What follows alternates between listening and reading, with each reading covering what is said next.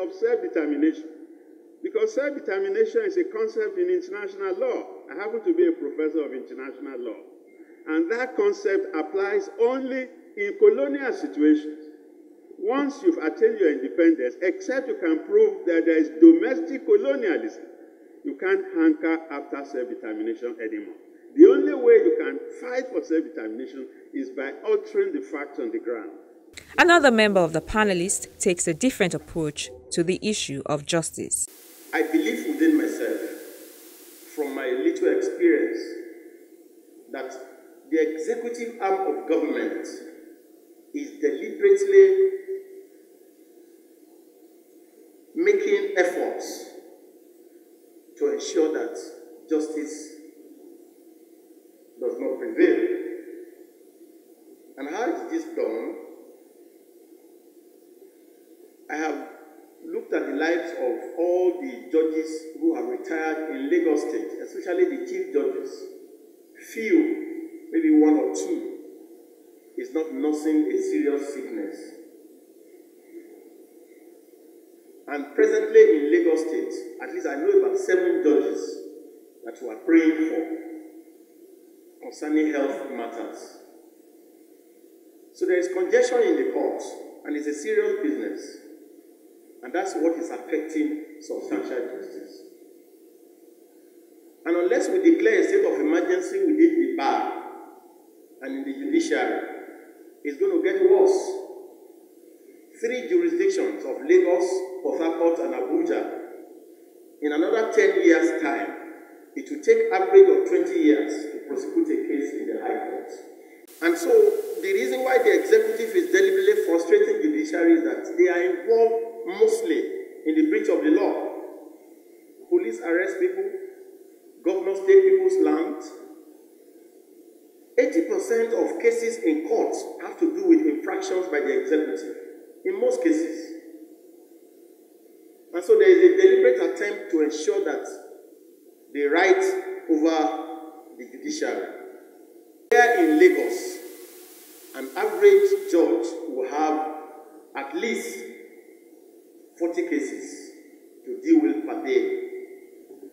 And if you're able to prosecute that case to conclusion in, say, 10 years, then the appellate courts, Court of Appeal, Supreme Court, have virtually become the burial ground of litigation in this country. That's the reality. And the problem is deliberate. The executive is staffing the judiciary on funds. And the second thing is regulation. Contrary to, and with all due respect to Professor Oyebola, our system is adversarial. If you are accused of corruption, it's not your responsibility to prove your innocence. It is the person who has the onus of bringing you to the court that will prove the facts. So I don't accept that judges should be condemned when the matter has not been tried. And if the people who bring the judge to the court to say they are corrupt cannot marshal sufficient evidence to justify that corruption, the judge must be acquitted. I followed the case of Justice Ademola and I read all the facts. And I could see clearly. He said, look at the president's lawyer. He gave me a gift of 500,000. And the president had a case before me. I said, was that a bribe? He said, no. The person, the sole witness that they brought, could not link the money collected or given to him to any case that is pending before him.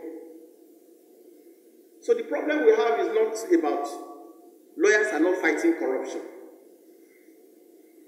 Check all the cases of conviction by EFCC. It's mostly Yahoo boys. I've been there. What happens in those investigation periods is you beat them and get confessional statements, and then you get conviction. But when Saraki is before you, or any other popular or high-profile person, you can't beat him. The only way you can convict such a person is through forensic investigation, and you have no facility. The police is neglected. So without the facts of investigation, you can't secure conviction. And on the issue of restructuring and self-determination, here's what Mr. Adegborua had to say. I cannot support self-determination is a matter for international law alone. It's in the African Charter. If a people within a country that has sovereignty are being dominated on account of tribe, on account of faith, they should rise up and determine their future. It's allowed by the African Charter. And I do not think that it's only colonized countries that are allowed the right of self-determination.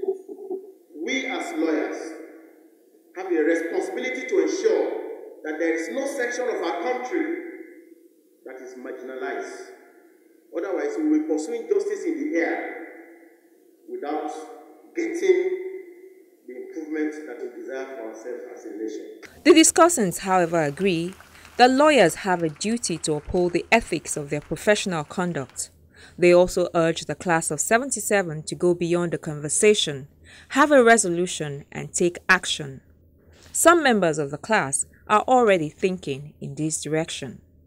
And you can hear from what's been said today that things haven't really progressed much in the last 40 years. So we're thinking now that we need to make that change. Things need to happen. I don't know how it's going to happen, but it's an awareness. And like they said, a journey of 1,000 miles starts with just one step. So that's just the beginning today. Thankfully, many of us occupy positions of influence and we can shape things. So we're living here with a clear sense that the work has not been completed, it's not finished, and that we must go back to our various constituencies and take the message that there is yearning for justice in the land. So all the things that impede speedy dispensation of justice, whether it's from investigations, the police system, whether it's through the lawyers who are largely culpable in this regard, or the judges and the entire administration of justice machinery, we need to tinker with it so fundamentally that society will begin to breathe a sigh of relief, that indeed we can hope that we can deliver justice to the common